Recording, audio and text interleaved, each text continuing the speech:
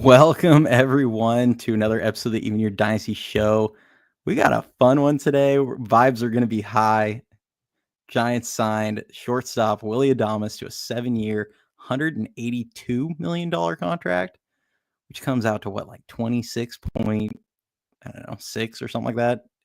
AAV, which really in the grand scheme is just not bad at all. Like that's a good deal because you look at what guys just 2 years ago got, all those shortstops signing for 11 years, 13 years. I mean, the Giants were one trying to hand out 13 years, and they get their guy and they get him on a 7-year deal. So love to see it. Man, I am all smiles today. You and I were just on here 2 days ago preaching how much we wanted Adames. We've been preaching this for months, dude. And as soon as that news broke, I was hyped. I was in the middle of the deli section in Costco, and I was losing my damn mind. It's a great day. Yeah, it's funny because I was driving to a birthday party, and the guy that, So me and Ricky were blowing you up. Yeah, well, okay. So before I even saw your guys' text messages, I get there, and one of the dad of the kid's birthday party is a Dodger fan, huge Dodger fan. And he goes, "You guys got Adames." And I was like, "What?" And then I looked at my phone. I got like 40 text messages from you and Ricky. And I was like, "Oh, damn. All right, let's go." So yeah, dude, we were hyped. Yeah, it's going to be awesome. Nick, as far as I know, no mentions of deferrals. I should mention, sadly, this is going to be pending a physical. Dude, I love how Giants fans we're just traumatized when we hear that. Yeah. But luckily, the bright side is he's been pretty healthy throughout most of his career. He rolled his ankle back in 23, had no issues. 24, he's good to go. It'll be fine. No termites in the ankles. No termites. Yeah, we're good. Nice. Yeah. But yeah, like you said, he's been healthy his whole pretty much his whole career. I think somebody pulled up his career games, and he's played like 92.3% of the games that of his team's games during his time in the majors. So this is a guy with a ton of history of being healthy. I don't foresee anything, causing this deal not to go through. I don't see Posey being the kind of guy that gets cold feet in this situation. I see Adames as kind of we mentioned it earlier. I mean, everybody that follows the content knows Adames is the guy that I've been on top of. I've wanted them to get. He was my number one target since during the season. Still, I kept saying that since June. They need to get. Yeah, I mean, exactly. We've been saying this is the guy they should be targeting this offseason. So, I mean, I can't be upset at that. And there's just a whole laundry list of reasons why he's a fit. Not even from an on-field standpoint, just his leadership qualities and the kind of player he is. He's very much Chapman-esque in that regard, and you can tell that's the exact kind of guy that a Buster Posey would want. That's why when we weren't hearing his name, I was like, I can't believe they would not be targeting him, because he just seems like a Buster Posey player. So awesome to see. No, yeah, for sure, bro. And I mean, you and I have talked about it. We've been very vocal about it, how not only from a production standpoint, which he fills a lot of major needs that we've been talking about and the Giants have been lacking. They need a guy that can produce with runners on. He was a lead in that league last year. We need a middle of the order bat that can provide some pop. He had 32 bombs last year. We need a guy that we can put in front of Bryce Eldridge to protect him for his own benefit, his own development. Now you get that locked up. He was a plus defender pretty much every year of his career. He had a down year this past season, but I mean, he's shown that he's more than capable of being a good shortstop. And even more than just production on the field, one of the biggest compliments that Willie Adames has just as a player and his reputation around the league is that he is so well respected as a leader in the locker room and the clubhouse. So he fills a lot of major needs on the team, not only, on the field, but off the field. Now I couldn't be happier for it, man. So I'm very hyped. And I don't know if I think you saw when me and Ricky were talking about how because I just saw Jeff's comment in there, how the parks compare in terms of his home runs, not only this past season, but as a career. And every single one that he's hit, it would be out in Oracle. So that's not If you pulled up his baseball savant, you can like see his home Yeah. runs by park expectancy deal. And they have two different numbers. They have one that factors in like park atmosphere and things like that. So they factor in supposedly, and I don't know the science behind it, but they factor in, like what the typical, you know, Mhm. it's colder in San Francisco, and maybe they try and factor in winds, although some nights it does blow out. It's kind of weird. Um, but I know if you go off of that with like where they actually factor in like atmosphere and stuff like that, he does lose a few. And you look at the overlay, um, he does hit some to like right field and right center. Now I do think he can clear the wall and right, kind of more down the line. He definitely has that power. Yeah. Obviously, I think the only right-handed hitter I've ever seen that's really taken on right center successfully was Michael Morse in the 1 year or a couple years that he was here.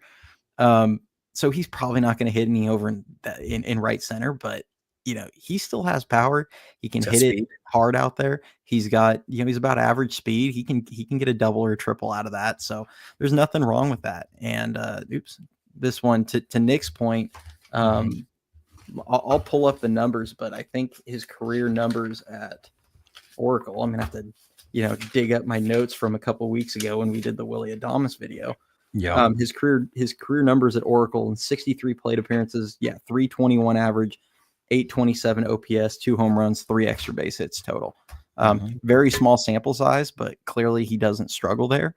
Um, Certain players, they can just make it work in Oracle Park. I loved, for those of you that didn't see it, Eric Burns and Will Clark talked about. Um, Yeah. they talked about hitting an Oracle and why a bunch of hitters like don't like it, and both of them were like, "Dude, this is a great park to hit in. Maybe it's not the greatest park to hit home runs in, but it's a great park to hit in." And Eric Burns was like, "Man, I freaking raked there. I Yeah. loved hitting in Oracle Park." So some players just have success there, and it's not a big issue for them. And I could see Adamas being a guy that he can hit a lot of pull side home runs. He can take on center field. He can hit doubles and triples into the gaps. Like, he can have a ton of success there. Yeah. Yeah, dude, for sure. And I remember, I think either you sent it or Ricky sent, someone said that combo between Burns and Clark.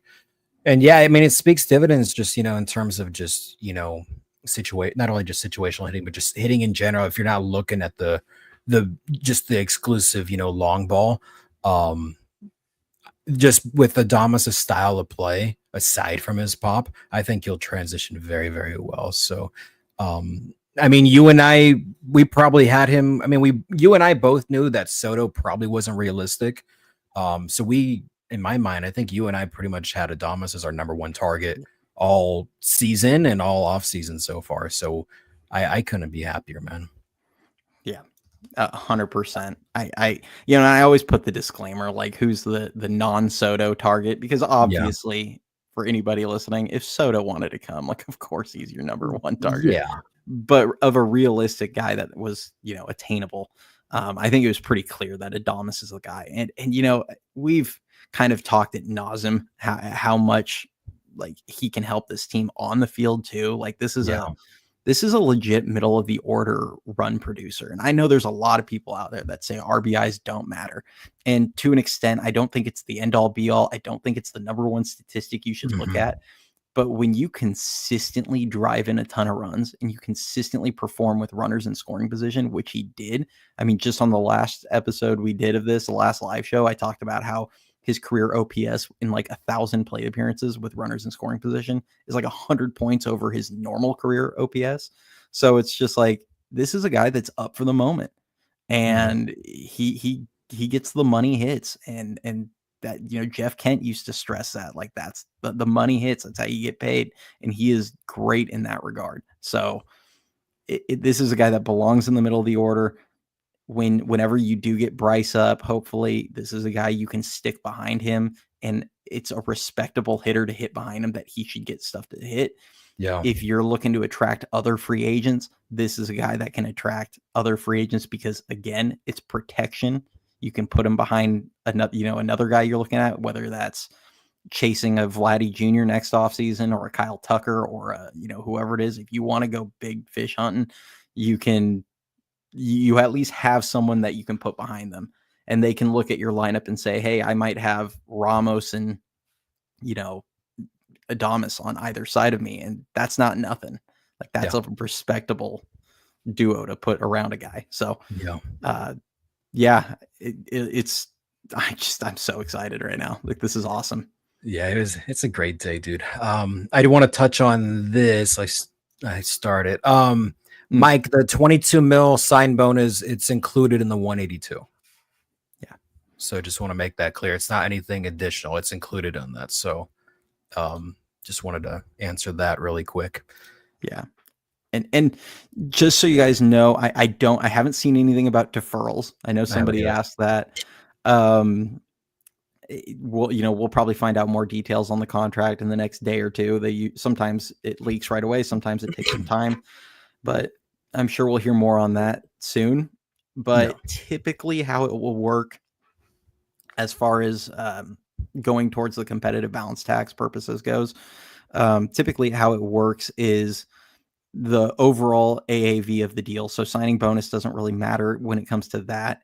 It just takes like the 7 years. This is assuming no deferrals, it takes the 7 years, 182, and it's going to just divide it by 7. And that's what is factored into their, payroll versus the competitive balance tax. Now, obviously, you look at that number and you look at just their normal payroll, and those numbers are typically very different numbers.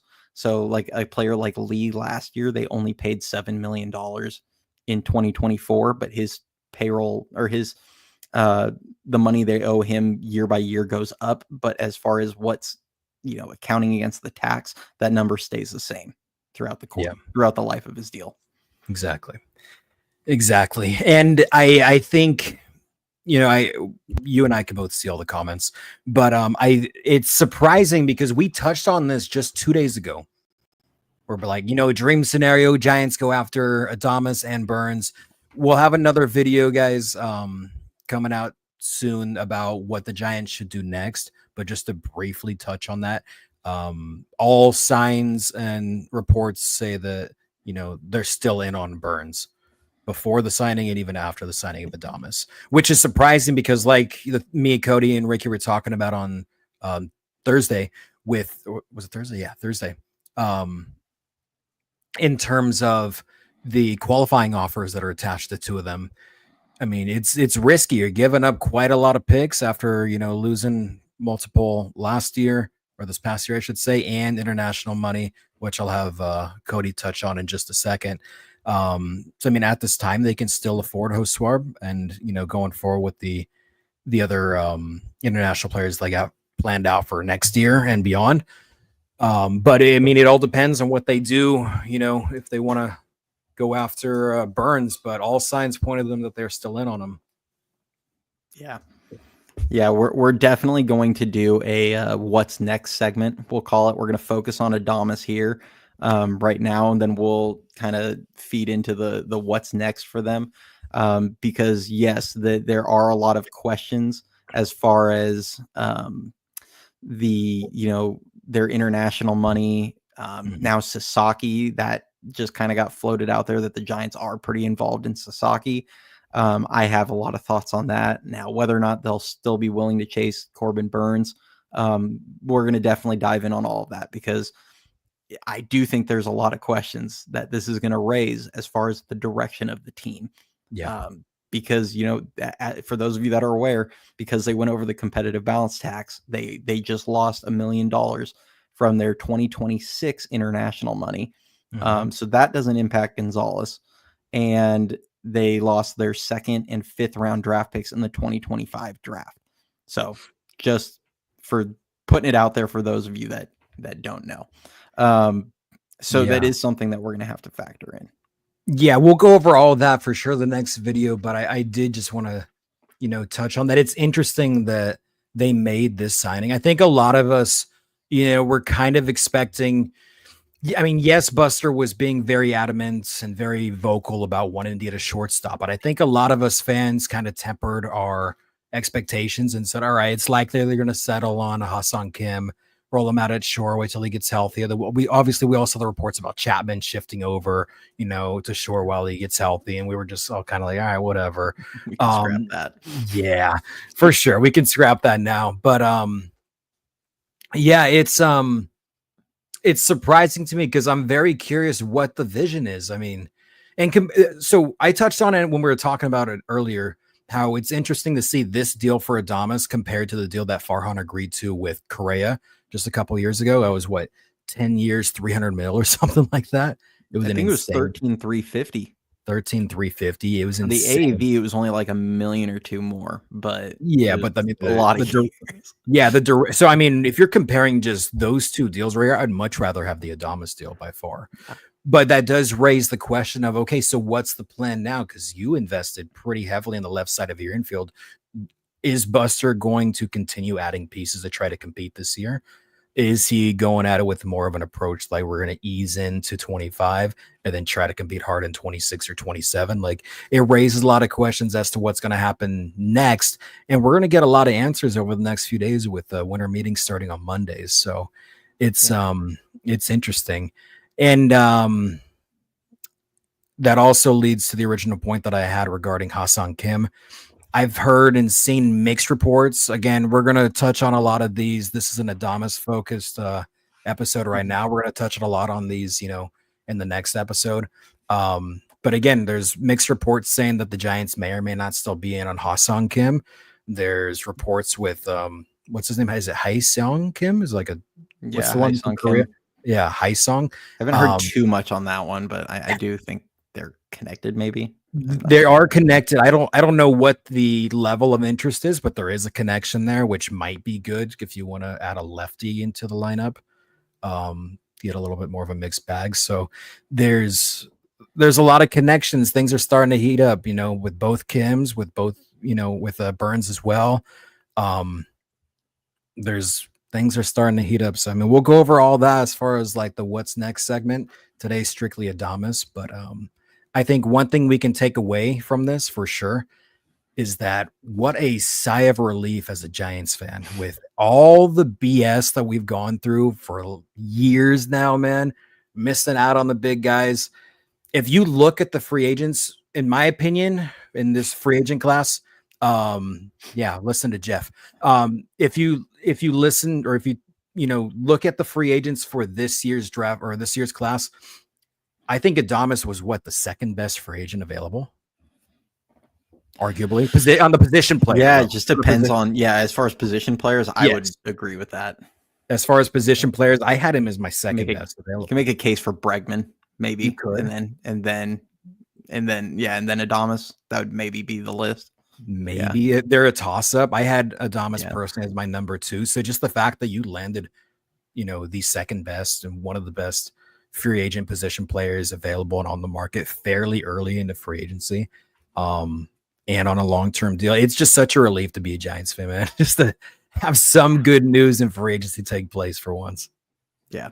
I mean, I'm pretty sure at one point I said if all they got was Adames, I would consider it a successful offseason. Oh, for sure. So I am not going to be sitting here bagging on them unless they just start handing out stupid deals to, guys. I'm not, I'll question in that case, but I do feel like this is a very, you addressed your biggest need at shortstop. And I know I've said it a lot of times. Their system has very little at shortstop that looks to be reliable in the nearer term.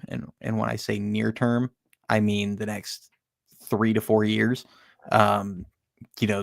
Every guy, if you go down the line, either looks like they're a big liability defensively at shortstop and need to move off that position, or their bats are just so far behind that you don't know if they're ever going to be able to hit at the major league level, which sometimes they figure it out. Sometimes you have a Brandon Crawford that you bring up knowing he's going to play Gold Glove defense and he can't hit, but maybe he'll figure it out. And he did. And he turned into a solid bat overall. You have guys like Arteaga and Ahuna who kind of fit that mold.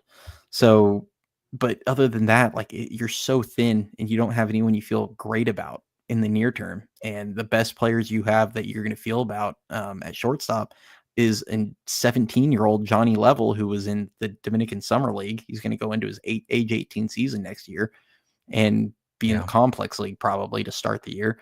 And then a guy they haven't even signed yet, which we're going to get into the Sasaki thing and how that could impact, Joshua Gonzalez. But yeah, like those are the two guys you feel the best about. And they're both conservatively like 4 years away at best case scenario. So this is phenomenal to get this done.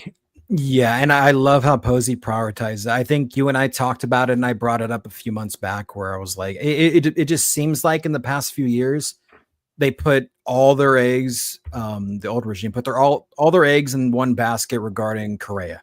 And then the Correa debacle happened, fell through. Then they put all their eggs in, the Luciano basket. Oh, it's okay. Missed out on Correa. Lucy will be the shortstop of the future. Then that didn't work out. Yeah. And so, that's why I'm glad that Posey made it a priority, and he made it known that, shortstop is the position that we need to, upgrade. We need to fill. We need to get a permanent guy in there for years to come.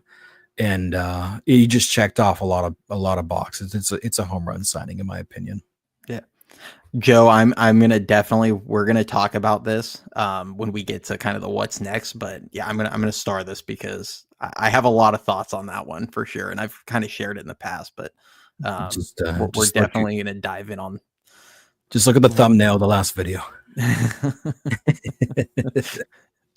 Oh, you know that image I've sent you with the Buster Posey in the black and white, and it just says F them picks. Yeah, 100% going to be posting that if they sign Burns.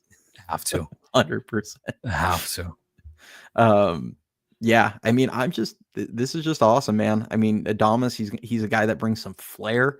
I don't know if y'all watched the wild card series against New York this last or in this previous playoffs, but he may have told Jesse Winker to meet him in the parking lot after the game. Bro's a dog. Yeah, he's a dog. So I think we're going to enjoy this guy in San Francisco. He's going to be a fan favorite for sure. He's just, he was really loved in Milwaukee. I can tell that much. Just a lot of fans love that guy. So I'm so excited to have him. Yeah, exactly. This guy says it's got some piss and vinegar. It's good for the culture. Absolutely. 100%. Absolutely. So you get a guy like him and Chapman in the same clubhouse. These are guys that they don't want to see the stupid mistakes. They don't want to see, they don't want to be surrounded by a bunch of losers. Like, these are guys that want to win. So, I mean, I fully expect this team to at least play some solid baseball. I'm not going to predict them to be a 90-win team. I'm not going to predict them to play, make the playoffs, not just off this move. I mean, realistically, I think this puts them, if I were to guess like an over under on wins right now, I'd probably have them at like 84.5-ish. I was going to say 83.5. 83.5. Yeah, that seems about right. And that's not to say they can't outperform that. They're going to hopefully get a full season of Jung-Hoo Lee. The young pitchers and some of their young position players hopefully continue to take steps in the right direction. They could easily outperform that. They also have a lot of young guys slated to play a lot. They could easily underperform that. So I think that'd be kind of a fair number. But I anticipate better baseball being played in San Francisco is the main thing. And not only just better baseball, but more, it's a product that you want to watch, because it's starting to turn into that, at least for me personally. I can't speak on behalf of you or everyone else, but just the fact that, they've already said they want to have more of a consistent lineup. They've already said they're going to give Bowmel, full reins on the lineup. And you know how he is with his lineups. He's pretty consistent with them. And now you're starting to put a product on the field that's consisting of, yes, you're going to have Jung-Hoo Lee coming back from injury. You're going to see him on a daily basis. Chappie after the year he had, Ramos after the year he had. Now you're implementing Adames, a splash accusation, the biggest contract in Giants history, or biggest free agent signing in Giants history. So, you're starting to get these pieces in the lineup that makes Giants baseball fun again. And I think that's one of the things that, what the name of your channel is all about, even your dynasty. During those years, they were fun to watch. They may not have had the splashiest players at times, but they were fun to watch and you wanted to go watch a game. And I think it's time to get back into that culture. And I think that's more so what Buster meant when he said he wanted to get back into the memory making business with this team. Yeah. It starts with moves like this. It starts with getting a guy in the team that's not only a good leader, on and off the field, who's got some swag, who's got some personality to him, and is a bona fide borderline star on the field. It makes it fun again. Now, if they go and make a Burns signing and, if they go and add a couple more pieces, whether it's another infielder or a first baseman or whatever, then you better believe I'm going to be an Oracle on a consistent basis because I haven't been there and, during the last few years. So that kind of I didn't make it there last year at all. I went once and the ticket was free. Granted, I live out of state. For those of you that follow, I don't live in in the Bay Area anymore. I live there for the vast majority of my life, but I do get down there regularly visiting family, and I normally make it a priority to attend a handful of games every year. Now I did go, and it kind of a cop out because I did go see them play twice in Seattle last season, so I did technically attend a couple games. But it's I would definitely be making this a priority. If they put a great product on the field, I will 100% be making it a priority to get to as many games as I can down there every 100%. year, because it's just it would be nice to see a better product on the field. Yeah. And this is a step in the right direction. Yeah, Adames struck out a lot last year. Yeah, I mean, he's like a 25% K rate guy, but if he's going to hit 20, he usually hits around 24, 25 homers. He had set a career high last season with 32. If he can give you in the mid 20s on homers, and his biggest thing for me, this is his last 3 seasons. 2022, he hit 31 home runs, 62 extra base hits. 2023, 24 home runs, 55 extra base hits. Last season, 32 and 65. If he can keep that number at 55 plus extra base hits, and he's in the 20-25 home run range, I'm just fine with that. 100%. Like what Chapman gave us, like 60 plus last season. Mm-hmm. I mean, that's phenomenal. If he can be pushing 55 to 60 a year for us and driving in runs in the middle of the order, I have zero complaints. I can live with a few guys in the mid 20s on strikeout rate when they do provide a bunch of extra base hits. What I can't live with is a bunch of guys in the mid 20s on strikeout rate when they don't drive in runs and they don't get a bunch of extra base hits to go with them. That's where the problem lies. Do you have the RBI totals for those years as well? 2022, he had 98. Okay. 2023, he had 80. Last season, 112. Yeah, see. And so that averages what? And last year, our leader was Chappie with 72. And I don't know the year before or the one before that. So, I mean, you just look at that. Driving in runs is huge. And Logan's Coins just said, which is what I touched on the beginning. He is phenomenal with runners on, and that's huge. That's what the team has lacked and been pretty much, quite frankly, pretty awful in the last couple of years. Yeah. So just the fact that you can get, that production from, at bats and, at the plate, it's huge. Yeah. And I actually like what Frederick says here. His defense fell off a lot this past year, but it could be a contract year thing. For anybody that's wondering, in 2022, he was worth 9 defensive runs saved, 10 outs above average. 2023, 8 defensive runs saved, 16 outs above average. 2024, negative 16 defensive runs saved, 0. He was basically 0 outs above average. So by outs above average, he was like dead on league average. Yeah. And I know I don't really care either way. This is just the analytics. This is what I know a lot of people prefer versus errors. My understanding from those of you that are big on the analytics, outs above average is usually more emphasized as far as like how good someone is. He made like 20 errors last season. I think he made like 8 in a 3-week stretch. He made a ton, and you just kind of wonder, was he maybe dealing with a lower body injury that limited his range? Did he go through a week of the yips? Like, I don't, who knows? Or, as he said, it could be a contract year thing. There is a truth to that there are players that I don't want to say they don't give it their all, but they do protect their bodies a little bit when they're in a contract year. So maybe he's not diving at everything and putting his body on the line because, we'll see. But and I think George made a good point as well in the comments. He's playing between two rookies out there. Yeah.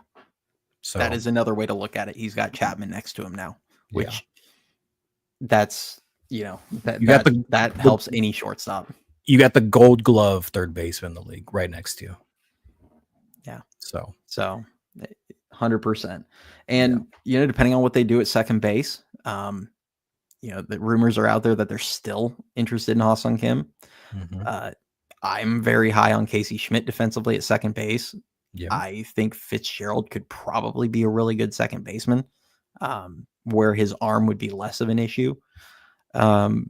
But he definitely has the range. So I think Adames could be, well supported up the middle, we'll call it. Yeah, 100%. With help. 100%. So I honestly don't expect defense to be an issue. And Ricky touched on the last episode as well. Oracle has a slower infield as well. Mm-hmm. So it not only do you have Chapman next to you and you got a slower infield, man, he's notoriously a good defender. And now he's got the bag. I don't think defense will be an issue at all next year. Yeah, I agree. I'm very, I've said it in the past. I don't believe guys just turn into bad defenders. Yeah, at 28, like they don't go from borderline elite to bad at 28. Yeah. So I do wonder if something was going on. You know what, the guy that I was telling you about, that's the Dodger fan, the house I was at, he played for New Mexico State. I think he was a shortstop at New Mexico State. And the guy that I guess followed him, I couldn't tell you guys the name. Someone would have to find it in the comments. The guy that followed him at New Mexico State is actually, I guess, the infield coach or one of the coaches on the Brewers, and mentioned that, because I was kind of saying the same thing. I'm like, I don't feel like guys just go to being bad overnight. And he goes, it could honestly be a coaching thing because, a lot of us probably forget Craig Counsell's staff, most of it probably left with Counsell before last season. So could have something to do with it. I don't know. I'm not in the dugout. I don't see it. This is just my 2 cents that I don't feel like guys just fall off a cliff overnight unless there's something physical going on. Yeah, agreed. Yeah, yeah. So I don't think it'll be an issue. Nick, I won't elaborate too much, but I almost went live at 3:00. I told Cody, I was like, I was this close to pressing go live because he was at a party. I was like, bro, I'm home. I'm in front of my PC. I can go live, but maybe next time. And then regarding, the Santander questions and whatnot, I mean, again, we'll touch on a lot of this on the what's next segment. So yeah, I mean, do we have really anything else we really want to dive in on Adames? I do think he could potentially get moved off shortstop in 4 or 5 years, but even if you do shove him to second base or something, like, I don't think it would be an issue. I know someone mentioned Diego Velasquez. I love Diego Velasquez. I hope Diego Velasquez, honestly, it's hard because I have a couple guys that I really am high on, especially Casey Schmidt and Diego Velasquez. And I really would love to see one of those two guys absolutely just take the second base job in the next year, couple years. So I know I'm higher on Schmidt than a lot of people, but that's okay. I think he's going to break out this season. I mean, he started to show flashes of that. I feel better about Casey Schmidt going into next season than I felt about Elliot Ramos going into last season. And 100%. I was still high on Ramos. So 100%. Yeah. So we'll see. But yeah, let's just jump into what's next. So we already mentioned the qualifying offer stuff, obviously, which makes it, it makes it interesting for the Giants if they are going to look at a Corbin Burns, or I see Anthony Santander's name getting thrown around in the chat. I do think Santander is less likely of those two. And I'll actually throw Max Fried in there as well, who was another qualifying offer player. because I don't think they're going to go all in on offense. I do think if they're going to invest another qualifying offer, they're going to go for a pitcher to put at the top with Webb. That's just my opinion. Nothing really behind that other than just that's kind of what I would see them doing when they're emphasizing pitching and defense. Santander is not going to help you on defense in any regard, as much as I really like him as a hitter in particular. But, you know, it raises the question of would they really be willing to sign this? Because I've seen Joe, we've got you in there. I flagged a couple of these. They can't afford to go after Burns. He'd lose 4 draft picks. Yeah, because they would be down their 3rd and 6th round picks as well if they did sign Corbin Burns. And I've said I don't see them doing this, but supposedly the reports are out there. They're still going after Burns. So what I would say, because I 100% agree with you, Joe, that they do need to, improve the farm system, which is one of the worst in baseball. 100% agree with that. If you're going to go after Corbin Burns, the only way that makes sense, in my opinion, is if you're either going to try and make a bold trade for a star, or you are going to be prepared to pay what is necessary next offseason and throw whatever amount of money it's going to take to go get a Vladdy Jr. or a Kyle Tucker next offseason. Because you cannot make these moves and gut your system and gut your international signing money or international bonus money, which could impact you getting a Luis Hernandez, who's supposed to be a top guy in the 2026 draft, without being willing to actually go all in on winning now. So that's the only way it makes sense, because you can't just get these guys and say, cool, we got a couple guys. Now let's just try and rebuild the system and build from. It's like, what are we doing at that point? Yeah. So I'm not against it. I've said I don't think it's not what I would personally do. I valued the picks. As far as getting 2, I was fine with getting Adames even with the picks, but I didn't really necessarily want to get, use all 4 or get rid of all 4 picks and then the bonus money. But if they do it, like, that's how it makes sense, is if you're going to go in on winning. Yeah, I agree. And that's why it kind of ties into what I mentioned earlier, where I'm just curious what their direction is now with this Adames pick, because your next move is going to decide a lot, whether you back out of the Burns race or whether you go all in and pursue him. Because then, like you said, depending on what you do with that, then you're basically, telling the organization that we're all in. We're not going through, a soft rebuild, so to speak. We're all in on this year. We're all in on next year. We're all on the year after, because those are the years, like you touched on, that you're sacrificing international money, that you're sacrificing draft picks. So that's the only way that it makes sense. And I think a way that you can recoup a lot of that, to try to build the farm is you trade some assets that you have and get some, some sort of value out of it. Which, I mean, we saw a little bit of that last year when we made the trade for Jonah Cox, for example. He wasn't really highly touted. He turned into a pretty solid player. He's a pretty solid player in the system as we speak. It's little moves like that you can try to make by flipping, some excess that you have on the team as we speak. And no, I would not trade Logan Webb for what it's worth. Just had to throw that out there. Not unless somebody's throwing Jackson Holiday and Kobe Mayo at us. Yeah, if you offer me Jackson Holiday, Kobe Mayo, and 6 other prospects in their their top 30 system, sure. Who are the guys on the Sox? I know Marcelo Mayer, another guy probably, and another top guy. I mean, if they want to throw that at us, like, fine, but I'm not doing it. Just looking to trade him. Yeah, I'm not looking to trade him. Not doing it just to do it.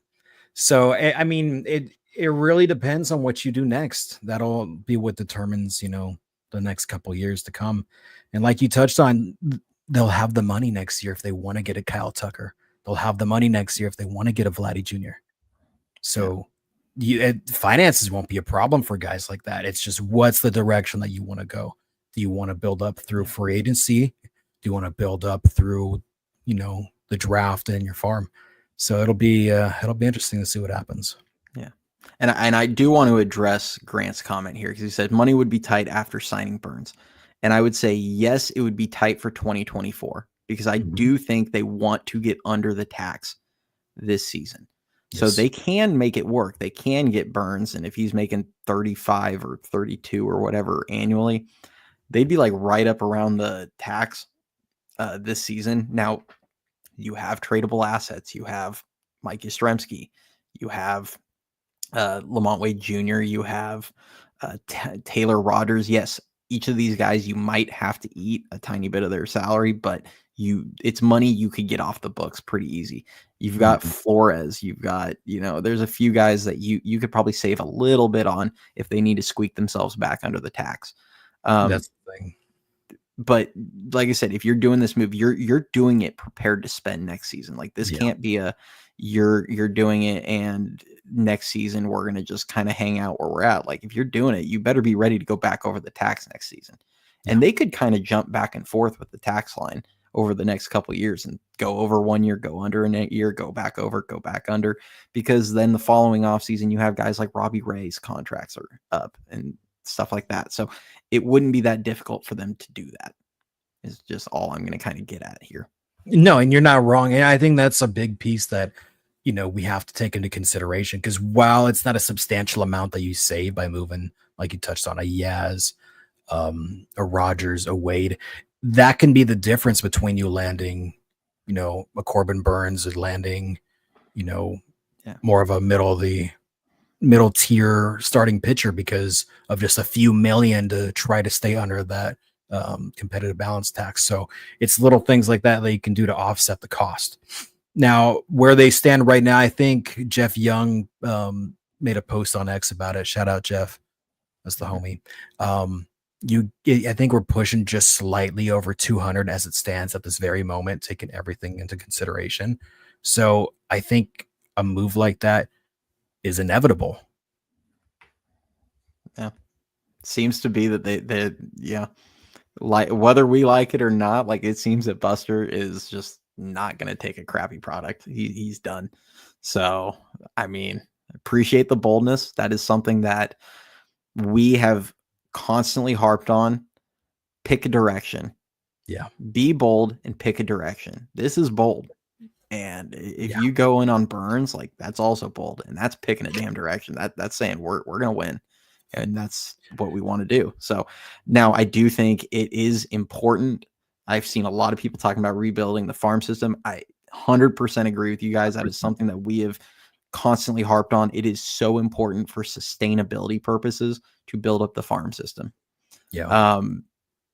But they do have the financial wherewithal to flex their muscles on this sometimes and try and put up a good product now and then build it up. Now, what I don't like is it is going to put a ton of pressure on them in this, especially if they do sign Burns. It is going to put a massive amount of pressure on whoever they draft with that first round pick in 2025, which, we're going to find out what pick they have in the next, next week. I think the lottery is next week. So we're going to find out next week what pick they get. And it's going to put a ton of pressure on that first round pick. It's going to put a ton of pressure on Oswar Gonzalez to be good.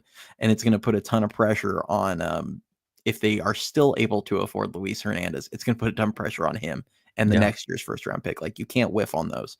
So if they do hit on those, their system's going to be fine. Like they'll end up having a pretty solid system. But if you miss, you gutted a lot of your other assets. You removed a bunch of bullets from your chamber there. So you better you better hit on these.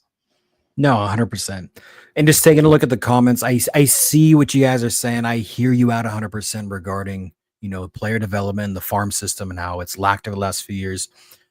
We need to remember the Giants just redid practically their entire front office. Posey made it an emphasis to, beef up the player development side, to beef up the scouting side, to get guys in there to focus on player development. That was some of the very first hires that we saw by him. So I'm pretty sure he understands that was a need as well. And that's something that's being addressed, and we're seeing it happen before our eyes. So yes, while looking back the last few years, draft picks may not have really hit outside of like Bryce Eldridge and Bailey and maybe Harrison. And looking at the player development as a whole and the farm system being low, that's very well known, but that regime is gone. That is old news. Posey's beefing it up. I mean, he went out of his way to, provide an emphasis on player development going forward. So we got to keep that in mind. And before I address Nick's comment here, one thing to throw in there is they did just bring in another outside voice to their front office. Yeah. What is it? What's his first name? Pike Gonzalez, Pike Goldschmidt. I'm sorry. Goldschmidt, yeah. Yeah. And supposedly he is insanely high regarded. I'm not going to sit here and pretend I know a bunch about his background.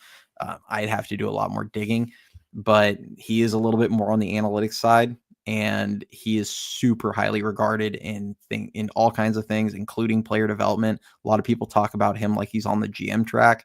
So just put that for what it's worth. It's a good addition to the front office. Posey is balancing out his front office. I know a lot of people were upset that it seemed like he was just hiring all his buddies, and he's just hired two new people to the front office in pretty substantial roles that are kind of more analytically inclined. So I think we have a nice balance in the front office. I like what they've done with it overall. I'm going to give them their due and give them their time, because I've always said I give a front office 3 years. So I'm not going to overreact to anything today, other than, the fact that I love the Adames deal, but I'm not going to overreact to the hirings of the front office today. So yeah. Now let's look at Nick's, because he said, is Hoswar an absolute done deal? Is there a possibility we don't get him? And I think there is one possibility that we do not get Hoswar Gonzalez. And it's the one reason that every team, all 30 teams in Major League Baseball, would be willing to rip up and back out of all the agreements they have currently with their 2025 signing class. And that is if one, Roki Sasaki tells them they want to sign there. Yeah. Because if Sasaki wants to sign there, every team in baseball is going to rip up all their agreements and hand them their entire signing pool. 100%. And do it. Now, my thoughts on, my thoughts on this is, if you do not have an agreement in place from Roki Sasaki before January 15th, now he's not going to sign until the 15th, because on the 15th, when signing period opens, that's when teams have their full bonus pools available for their next, the next season's bonus pool. If he signs with the team right now, right after he's posted, he can only get what they have left from their 2024 signing, international bonus pool. Yeah. So a lot of teams only have like $1 million, $2 million, whatever. If you wait, I think the Giants have like 5.1, because they did lose $1 million total from signing Snell and Chapman this last season. 5.1. Yeah, so they have 5.1. So Gonzalez is probably going to get 3 and change of that. And as George mentions, Julian Barreto is on their list. Also, Gene Macaris from Aruba, who's like the number 24 prospect. Supposedly they have an agreement with. They have a lot of guys. This is a really strong signing class that the Giants have going for them. In my personal opinion, unless Roki Sasaki has told you by midnight on January 14th that he is signing with the Giants, you follow through with your deals. You cannot afford to put those guys on hold, watch them leave for another team. Yeah. To chase a maybe that is probably a long shot. So if Sasaki says before then, I'm coming to San Francisco on the 15th, then fine. Sorry, Gonzalez. Sorry, all these guys. Like, you back out and you get the 23-year-old potential superstar that's going to impact your team from day one. But if you don't have that agreement in place, like, to me, you just cannot take that risk. You just follow through with all your stuff and you move on. And if he wants to come for $1 million, then fine, whatever.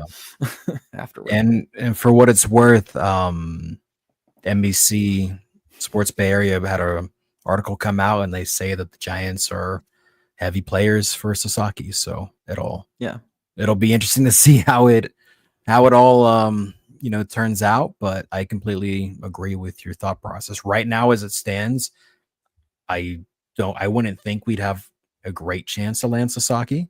I have no doubt they're interested. I don't think the odds are really in our favor. I think it's like 95% we go through with Hoswar, but like you said, anything can happen. So we'll see.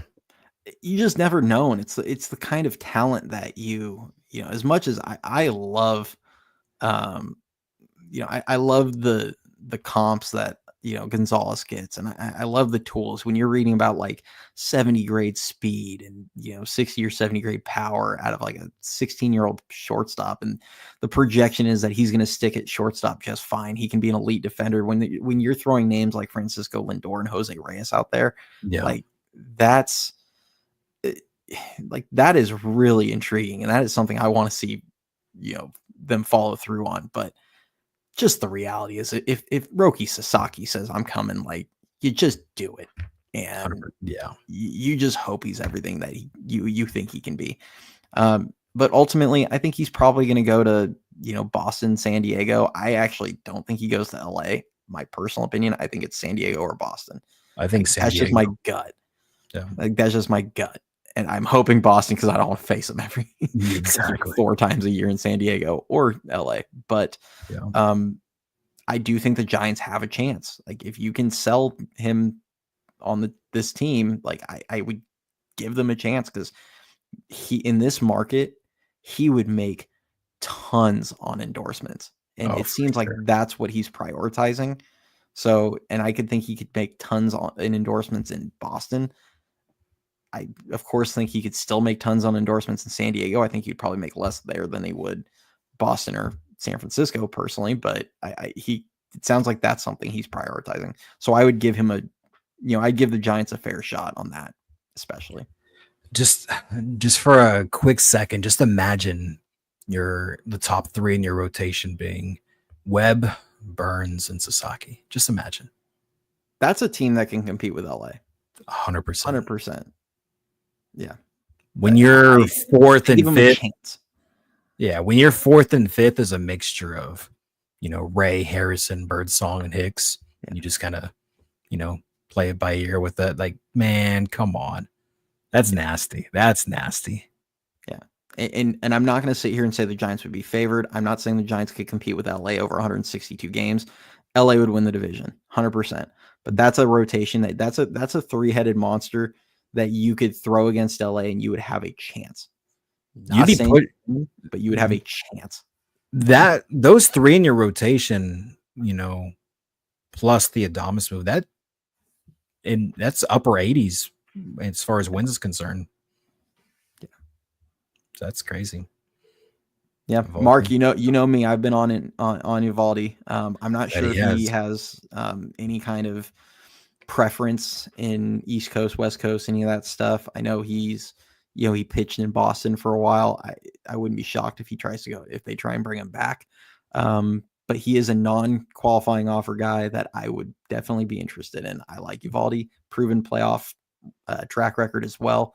I think he's a solid 2 to 3 starter for a couple of years. He would eat up some innings, and I think he would help you win. So yeah, for sure. Yeah, Cody's been high on Evaldi, so for what it's worth. Yeah.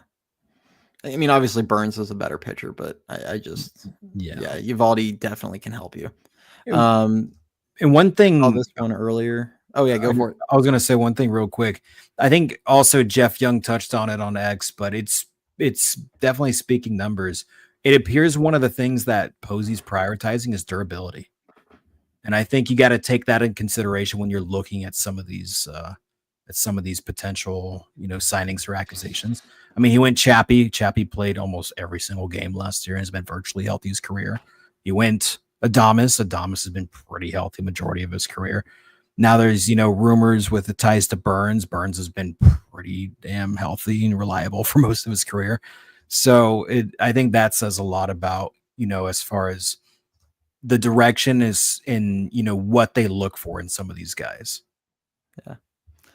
So Nick brings up a really valid point. And this is part of why I think Kyle Tucker could be a big target next offseason. They need left-handed hitters. Like they really do. Your three, obviously they're gonna have Lee up at the top of the order, more than likely, at least. He'll be leading off for you. But then behind that, your middle of your order right now is it's a lot of Ramos, Chapman, Adames, like those are three right-handed bats, and I'm not going to even mention Yaz as a potential middle of the order bat. He does not belong in the middle. So this is something that they're going to need, is to balance it out with some lefties. And obviously Bryce Eldridge, that's the one we're hoping on. Maybe he's ready, maybe he's not. But this, Nick's on to something here where a guy like Josh Naylor, I think he only has like 1 year, 14 million left on his deal. Yeah. But depending on what what you might have to give up for him, if you're not giving up an arm and a leg, like that could be a really solid pickup to stick in the middle with these guys. That's a Maniason type of move right there. Yeah, for sure. So I definitely like that one. And like Clayton touched on Haesung Kim. I mean, I brought him up to you and Ricky the other day. He is lefty. He doesn't have much pop. I think he only had like 11 home runs in the KBO. But I mean, he is a solid contact hitter, great bat to ball skills. And that's one of the things that, Posey preaches. The problem is, where do you bat him in the lineup? Yes, he's a lefty. He doesn't fix that, middle of the order issue, so to speak. He'd more so be towards the top of the bottom. But no, I like the Naylor idea. And really quick, I just want to address this. No. Just no. That is all. I try to be nice to a lot of players. I got nothing nice to say about Tom Murphy and his defense. I'm sorry. Nope. If he rakes left-handed pitching, he has value. But if he hits like he did last season, and he's a just colossal negative behind the plate, like you got a problem. If he's your backup. So yikes. Frederick also mentioned Fried thoughts. So my personal opinion on Max Fried, love his stuff. If he's 100% healthy and you have confidence he's going to remain healthy, I think he's a really, really good pitcher. Has a great playoff track record. What scares me with Fried is I believe he's already had Tommy John once, and each of the last 2 years he's had some forearm injuries come up. I think last year it was like a nerve, and the year before it was like forearm tightness or something like that, which they didn't end up costing him too much time, but it's something to monitor because sometimes forearm issues can turn into elbow issues, and that terrifies me on giving him a long-term deal. Yeah. I was just going to say I would do something short-term if I was going to go the Fried route. Yeah. And just from a pure stuff thing, because I know, Frederick, you're like big on like the analytics of their pitch quality and stuff. When I look at a guy like Burns, who I kind of dove in a little bit on that, where, his cutter doesn't quite move as much as it used to, and in some different things, it's not as special as a pitch as it used to be. But one of the things that, even if his stuff's not perfect, like a guy like Burns is like 90 plus, 95th plus percentile at limiting hard contact. And if you can, even if you have to reinvent yourself and you can still be, basically an elite pitcher in the game, where you've done it both as a, guy that strikes out 33% of the guys you face, and also as a guy that is like middle of the pack on strikeouts, that's damn impressive. And especially in a big park like Oracle, if you limit hard contact, you are probably going to be very successful, especially as they're prioritizing putting good defense behind you. So just that's where I lean Burns between the two of them. For sure. Personally, if you're going to give up a qualifying offer, I'd rather have the guy that's rather have the guy that's got, he's just a freaking horse to stick at the top of the lineup. That's just me. Yeah, for sure. This is a fun one. Just want to answer really quick. Star one, trade one, put one as a long reliever. I think you nailed the order. That's what I would do personally. Yeah. Burns, trade Harrison, long reliever, win. I think Harrison and win as a toss-up. Is just Harrison's velocity scared me. So yeah, Harrison, I do actually, I feel pretty confident that his velocity is going to come back as he gets stronger and, more built up. Um, the command terrifies me with Harrison. Like Yeah. Birdsong has some command, obviously Birdsong has command issues. But Birdsong didn't feel like he was missing in someone's ear hole every other pitch. Yeah. So like Harrison throws so many pitches that if a lefty's in the box, it's like going through their head. And that just, he misses by feet, plural. And it is just two easy takes. And I have concerns. And his secondary pitches just aren't as good. I think it's easier to fix Birdsong's fastball and give it, get him toy with some different things to get a little bit better movement or whatever, than it is for Harrison to completely like develop a off-speed arsenal. Yeah. So it's that That I would lead Birdsong, and also you have so many more lefties in your system that are really high-end pitchers with guys like Wizenhunt, Whitman in your system. I mean, I'll even throw Reggie Crawford in there, even though he's going to be out a full season and who knows what he'll turn into. But with Whitman and Wizenhunt being so high in your system, I would be more willing to part with Harrison as part of a big trade. And I think that secondary pitch that you mentioned, as well as what Frederick mentioned with Harrison, you and I talked a lot about that all year since like March, how he needs to stop the little in between like a 12-6 and a slider or whatever he was trying to do. It just didn't have the type of movement. And Frederick nailed it. Towards the end of the season, you started to see that improvement with that secondary off-speed pitch that you and I were, just screaming about for months. You started to see him kind of develop that into his own. So, hopefully he can continue that momentum, find that velocity again, because coming up in the minors, that's what he was known for. He was known as that lefty in our system that had like unhittable fastball. They were talking about him like Chris Sale. Exactly. When he showed up in the minors and he had like a wipeout slider and through 97, everyone was like, is this guy going to be the next Chris Sale? Yeah. And then he shows up to the majors with this like loopy slurve that doesn't fool anybody, and everybody gets a good read out of his hand. And I just, and it's like, throw that thing in the garbage, man. And it's kind of like what you touched on with the defense thing with Adames earlier.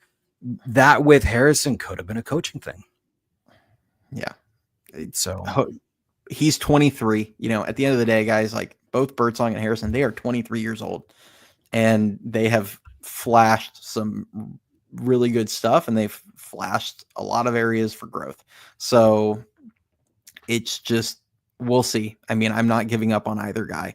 I'm not opposed to trading either guy for the right deal for a bat or something, but I'm far from giving up on either guy. Now, and there are so many young arms in their system that I'm a fan of. Some I have more confidence in being starters than others. Harrison, Birdsong, I think could be starters. Landon Roop, I'm really high on as a potential starter. Wizenhunt as a starter. Some of the other guys I feel like belong in the pen. Keaton Wynn is a perfect example. Yeah. A guy that throws 98 with a really good splitter, get that guy in the pen because he gets hit too hard second time around. But and also I think Trevor McDonald, that's the other guy I've kind of mentioned, and his has more to do with kind of the way he throws. I just don't have confidence that his elbow is going to hold up throwing, 150, 160 innings. So yeah, that's that though. But I agree. I have a question for you though. I want your opinion on this. It's something that was, brought up a handful of times in the chat tonight that we've talked about in the past as well.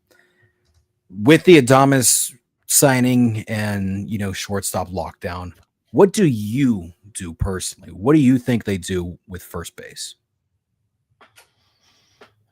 What do you think they do, and what would you do? I just want to get your opinion on the first base debacle. I can't say I have a good feeling on what they will do, because I mean, if it was still Farhan Zaidi running the show, I'd just be like, dude, Wade and Flores are going to be our guys next season. Like, that's just what it would be. I could see a variety of scenarios. Like, I could see a Harar getting handed a first baseman, and they put him with Wade over there, trying to chase more at bats for him. I could easily see a Goldschmidt type deal, and I kind of ultimately feel like that's going to be the route they go, is go get like a Goldschmidt or a Santana on a 1-year deal, Yeah. and just, it's an improvement, it's an upgrade defensively with either of those guys over And Wade, offensively. and the potential to be an upgrade offensively. I mean, if we're going at, If you're going based from a off of power, WRC, yeah, yeah. If you're going from a power RBI standpoint, yes. If you're going from more of a, like you touched on, a WRC, yeah, working the count, getting walks, blah blah blah, that then it's questionable. But yeah. but no, I just wanted your opinion on that because I got my own. Yeah, if I'm being honest, if I liked what we saw out of Harar, I did too. and I know he's played first in the past, He has. and I would probably suck it up and deal with another year of Wade taking a good amount of at bats there and hoping some guys can drive him in behind him, because that's part of the issue with Wade. Is it's not really any fault of his own. It's, your main skill is walking and getting on base, and you have no one behind you to get you in. Well, if Yeah. you fix that part, then maybe it increases his value. I just don't like the fact that he's just a clog on the base paths, because for 3/4 of every season he's dealing with knee injuries. So that's my issue with Wade. It's not really his skill set, so to speak. It's just, or his ability with the bat. I would like to see more power out of him. I feel like he has power. He shows it at times. He hits some absolute bombs over the last few years, but like you can't hit 6 home runs or 7 home runs as a starting first baseman when you're playing 70% of your team's games. Like you got to get that number in the teens at least. So I could get behind a Wade Harar platoon until Eldridge is ready. Like I could be just fine with that, honestly, for a year. Yeah, I would like to see Harar get a crack at, more consistent playing time, whether it's in a DH role, whether that's, first base would be nice. But I think it's something that a lot of the comments say, you've said, I've said. I mean, first base is congested. That's a pure fact. You got too many guys there right now, or too many that can potentially play there with the mixture of Wade, Harar, and Wilmer. You got to move somebody. And you know me, dude. I mean, I joke about it a lot and how I'd say, oh, get rid of Wade, get rid of Wilmer, get rid of, Murphy. But it's in all, reality, if you had to get rid of one, Wade or Wilmer makes the most sense to get rid of. Yeah. Because Wade has value and he's not expensive. He does. He has value. Could have value if he goes back to what he was in 2023, but he's slow. He's getting older. Like he's in his, he's 20 or 33 now, 34 next season. It's just, and you have a guy like Harar right there that you could potentially replace him with, that's making less money and is significantly younger and could have a future here. So I would just roll with that. My biggest gripe with Wade has always been he would be your ideal bench player, your ideal depth, a guy that you can plug in at first, a guy you can bring in a situational bat to try to draw a walk, a guy that can fill in and give you, 30, 40 starts if need be. The problem is when you're rolling him out there on a daily basis, trying to let him be the everyday first baseman where you're going to get very limited run production. You're going to get very limited pop, and you're having him, in your lineup as a guy that you're expecting to produce, and you're not going to get that production out of him. It's a position that you have to upgrade and get some sort of stability, some sort of, run driving capability and some sort of power, which obviously we know what the long-term answer is going to be. It's going to be Bryce Eldridge. Now, whether he comes up in 25 or whether he comes up in 26, whether you want to ease him in mid-season next year, whether you want to wait and just let him get a full year at, Sacramento under his belt. That's why it comes into the question of what do you do at first base this year? Do you roll out the same definition of insanity at first base with the flayed platoon and just hope it clicks for once? Or do you mix it up? Do you I would do dump that. Wilmer and bring Encarnacion to go with Wade? Or do you go the routes where you want to go after a Goldschmidt for a year or a Santana for a year to be a placeholder and kind of a mentor for Bryce? Like, what route do you go? Because that's going to determine what you do in for this year and looking forward. So Yeah. it, it's something I hope we see get addressed this year. Yeah. Where I could see, the I think my rationale behind going like with a guy like Goldschmidt for a year would be it's a proven defender. So if Yeah. anything, you're going to upgrade defensively. And it's not that Wade's bad defensively. He is like, to me, he's like the definition of average defensively at first base. Like he's not going to do he's not really going to hurt you there, and he's not going to do anything special to help you there either. No range, though. That's my Um, only gripe. No range yeah, at all. yeah, not great range for sure. Um, I with a guy like Goldschmidt, at the very minimum, you are probably going to upgrade defensively. Yeah. And offensively, he's trending the wrong way, but it's not uncommon. It's not that uncommon, I should say, for some of these guys to have like one more good year in their like mid 30s. Like it happens. They get like a one off or they have a good year. So maybe you chase that. And also, if it's on a 1 year deal with a Goldschmidt, if he has a really good first half and you fall out of it, you can trade him. So like there are some reasons to go a route like that. And maybe he's historically hit well in San Francisco.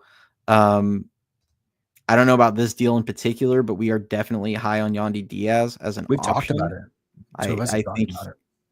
we honestly kind of feel that he's like a better version of Lamont Wade Jr.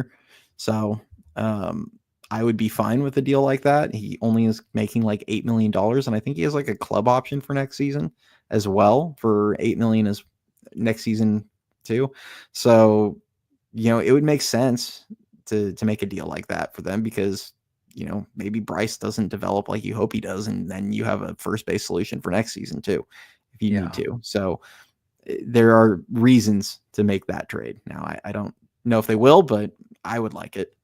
And then the guy that I've been very open about, you've mentioned, Ricky's touched on, we've seen in the comments, which is a very doable trade if you want to go that route.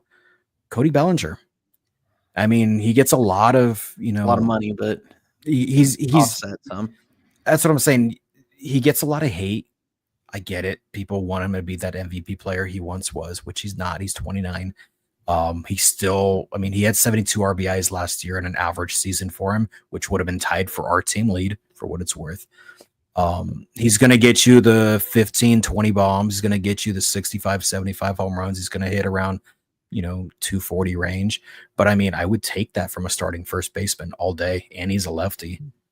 So yes, he's owed like 30 mil a year, but you can you could offset this season. You can trade Tyler Rogers. Yeah. Offset that. You could trade Taylor and Wade even. Like you could trade those two, and that'd be Taylor Rogers, not 16 million go back. Yeah, I mean that'd be like 16 million going back, and you're basically saying like we're gonna remove your financial commitment for 2025, and we'll take on, or they would give the Cubs basically like 14 or 15 million in, cap relief or financial relief for 2025, and then we would remove their 2026. And to me, that would be ideal for me personally. That's just me on a personal level, because you guys know how I feel about Wade and Wilmer. Because then it allows you to, dump the flayed platoon completely, send them elsewhere. You implement a Bellinger, Harar platoon, so to speak, at first. And then Belly has the versatility to go into the outfield to fill in if need be there. And same thing whenever Bryce comes up. Let's say you keep Belly for another year or whatever. Okay, he's versatile enough to go in the outfield, and you can kind of address the finances then. So I don't know. I've been high on Bellinger for a while. I'd love to get Bellinger. I wanted to bring him last offseason. I want to get him this offseason.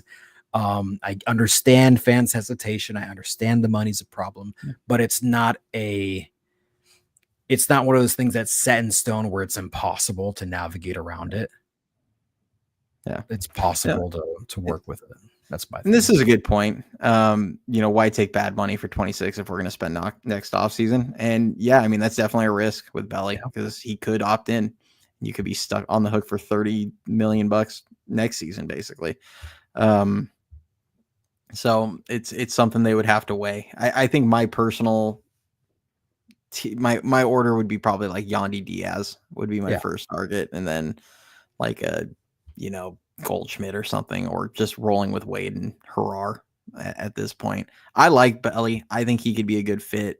I don't think he would be putting up 12 homers and 58 RBIs like George put there, but I think he would at least give you closer to 20 still.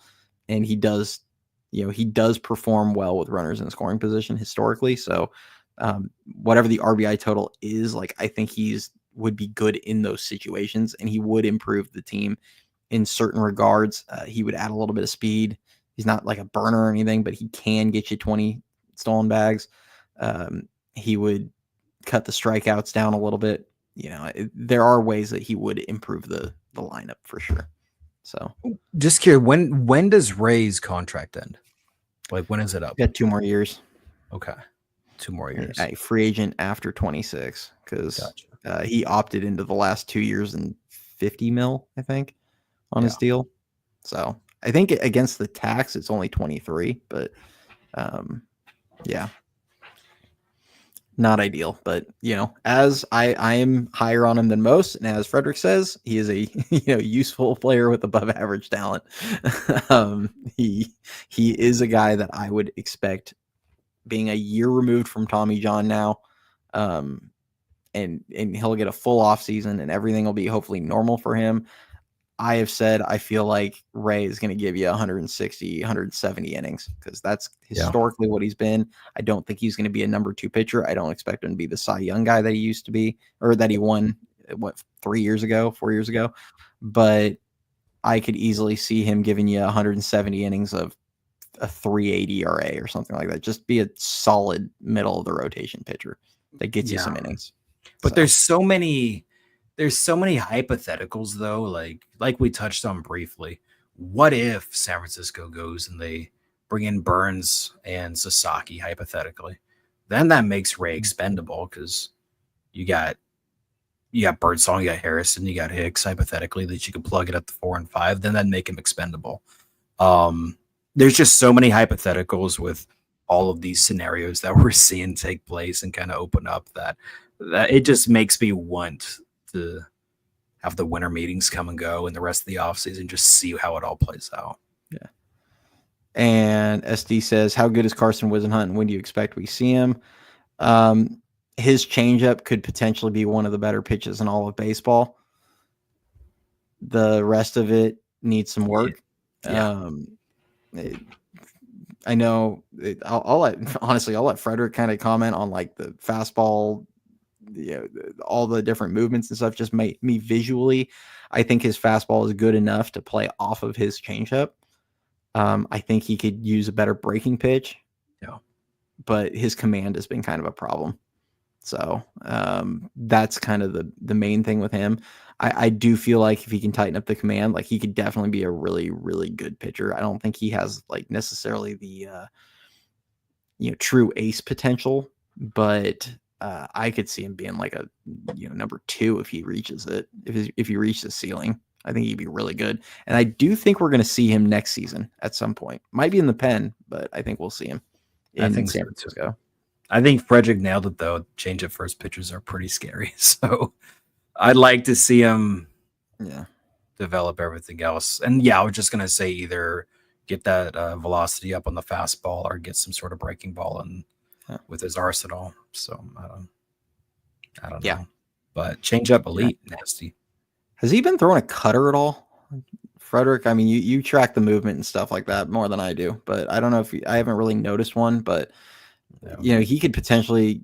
He should cutter or something. If he can't bring the velo up on just the fastball, just a cutter, do something like that, and probably be pretty successful. But changeup's nasty. I mean, it's one of those pitches that guys can sit on and still not hit it, but the rest of his stuff is lacking, we'll say. But here's what I'm going to pull up here, because somebody asked earlier, and I know Clayton, he had to leave, maybe if he jumps in at some point, but he did ask us, when is our next live? And the answer to that question is Monday. We are going to be going live at 6:15 Pacific Standard Time. People ask why 6:15 of all the random times. It's because I got off work at 6. So we're going to do it at 6:15. And we have Charlie Siccouni joining us. Yeah. I don't know how long he's available. It'll probably be around an hour show if I had to guess. We'll probably try and keep it pretty reasonable. So definitely join in with us on that. It'll be live. That way people can submit questions to us. So definitely jump in, join us for that one. It's going to be a really fun one. Charlie's he's seems like a fun guy. I like the way he plays the game. It's kind of, you see him get hit by a pitch and you see him sprinting to first base. It's kind of funny. So kind of gives me some Hunter Pence vibes, just the way he carries himself. I know someone compared him to Brandon Nimmo. I saw that at one point. Okay. So kind of goofy. Yeah, I feel like it's going to be a fun one for sure. Yeah.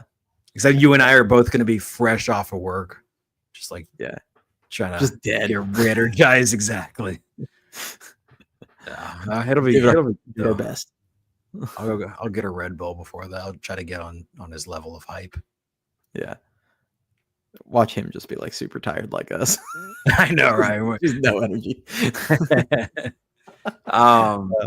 Real quick, I want to touch on this because I saw it asked a couple times. What happens to Luciano? I don't know. He's got 1 year left, Cody. One more minor league option. More minor league option year left, and they're still trying to find a position for him. They're apparently trying to try him out in the outfield. We'll see how it goes, but the blunt answer to this is who knows. I hope for the best. Yeah. I think realistically he's going to start the year in SAC. I see probably about almost zero chance that he's going to be in San Francisco because they're going to he's going to have to figure his defense out. And this is part of why we were saying they needed to do this years ago and they decided not to. I could see him getting traded, as I think Frederick's suggesting in there. Like, I could see him being part of a package. Problem is, I don't know what his value is now compared, to a couple of years ago. He still should have some value right now because he has a full year of control before he has to be on a, active roster. But he's not going to be a headlining piece, I feel like, anymore. So he's probably going to start in SAC, and then realistically, it's going to be on his bat to determine kind of his future in San Francisco, because he's probably never going to be a great defender. But if his bat can finally show his potential, like you'll figure out where to put him at that point, whether it's left field or DHing him or whatever the case might be. So, to answer that question, probably Sacramento to start the year playing left field, and we'll go from there. I don't really know. So yeah, it sucks. You and I have both been pretty high on Luciano for years, so it just sucks how I was kind of mishandled, but it is what it is. Yeah, and he deserves his share of blame. I feel like there's probably it sounds from what guys like Will Clark have said and some of the leaks, like he doesn't have the best work ethic, and that's just not going to do it for you. Talent can only take you so far. There are some things with his approach that I really don't like, and some of that felt like it was organizational. And this is something like I remember when he was down in San Jose, like them posting like almost 120 exit velos, and I don't know, maybe they were hot, but maybe whatever StatCast stuff they were using down there was a little hot, but he just doesn't flash the power like he used to. No. And he used to go on some insane runs. Even in 2023, he went on a tear in Richmond for like a couple weeks where he hit like, I want to say like 6 or 7 homers in like a 2-week span, including like 4 in a 2-day period. And it's just, I don't know. Like I couldn't tell anybody. It just, he seems so passive at the plate when I watch him. And he used to be a free swinger. it's like they drilled it into him that he needed to draw more walks and control the zone better. And I swear to God, it looks like he's up there looking for walks at times. And it's just, he's not up there. He'll get a good pitch to hit early in a count, and he's just not aggressive with it. And I don't know. I don't know if it's an approach issue. I don't know if it's just he's got a mechanical issue where he just swings and misses a ton. I don't know what the solution is, but something's got to click soon. Run out of time. Yeah. And yeah. Frederick, I will say here, I do think I've been higher on Ramos's hit tool overall. I felt like Ramos had less of the bat to ball issues that Luciano's had throughout his career.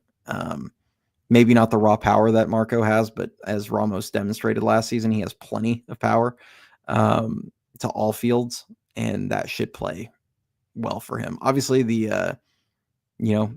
had some chase and a lot of swing. He struck out 27% of the time last season, but I do personally think that is going to improve next season. I think that number gets down at least a couple percentage points. We watched throughout the year, his chase rate did kind of whittle down as the year went. He definitely has some holes in his swing, particularly hard stuff at the top of the zone. But some of that had to do with just how frequently he swung at stuff over, above the zone. So if he can keep it in the zone, he's usually pretty, he doesn't whiff at an absurd rate on pitches in the zone. So yeah, if he can just get the chase down a little bit, I think I could see his strikeout numbers being in a more, manageable spot, and he should still have a lot of the power. Yeah, for sure. Yeah. SD, I hope not. I like Casey. I said it earlier. I think he is a big breakout candidate this season. If he gets an opportunity, I don't know if he will. I feel like there is a place for both him and Fitzgerald on this roster, even after signing Adames, especially because Fitzgerald is, a guy that can play all over the place. And I like Schmidt, like what he could potentially give you at second base. That's a guy that he hit 19. A lot of people don't realize he hit 19 home runs last season between AAA and the majors, and I think less than 400 at bats. Might even have been less than 400 plate appearances. I'd have to look, but yeah, he didn't play a lot of the season because he came up to San Francisco and sat a bunch amongst his call-ups. So he has power, and it showed. It made a big improvement last season. He made improvement with his plate discipline. Not where we want it to be, but it was better than it was in 2023, and it improved throughout the season. And I personally think he could be a Gold Glover at second base if just given the time and the opportunity. And his arm could be just a weapon there. So for sure, not a perfect player. He's never going to be a big on base guy, but I think he could be a guy that could hit you eventually 250, 260, drive in a good amount of runs, provide you with 20 plus homer power, and play damn good defense at second base. Absolutely. So that's just how I view him as a player. Yeah. Agreed. Yeah. But we got anything else?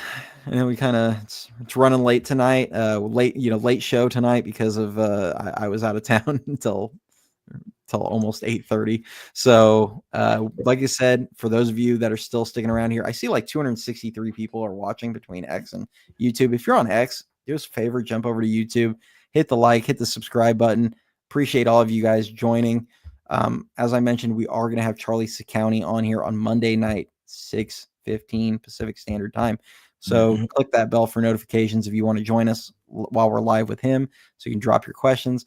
We are also going to be doing our live show next Friday night, hopefully with the guest we were supposed to have this last Friday night last night before I had to shuffle everything because I had forgotten about plans we had Friday night. So hopefully I could be on that one. That would be a fun one. Yeah. So here's hoping. Dan may or may not be available for that one, but we'll see. Randy, I don't think this one's quite fair because I think Casey's got less swing and miss than Dan, and probably a little less power too. but Dan Ugla. I think he could be way better defensively, personally. A little bit different type of players. Yeah. So I wanted to like the Dan Ugla move so bad. I wanted to when it happened. Ugla stick. Just an all-time name, honestly. Ugla. But all right, guys, we're gonna call it. If you have any other topics you want us to cover in future videos, obviously just jump in the chats. That's the easiest thing. We try to answer a ton of questions and go through everything. But if you have any like video topics you want us to talk about, drop a comment on the video after we end this. I'm usually pretty good at checking all of the comments and everything on there.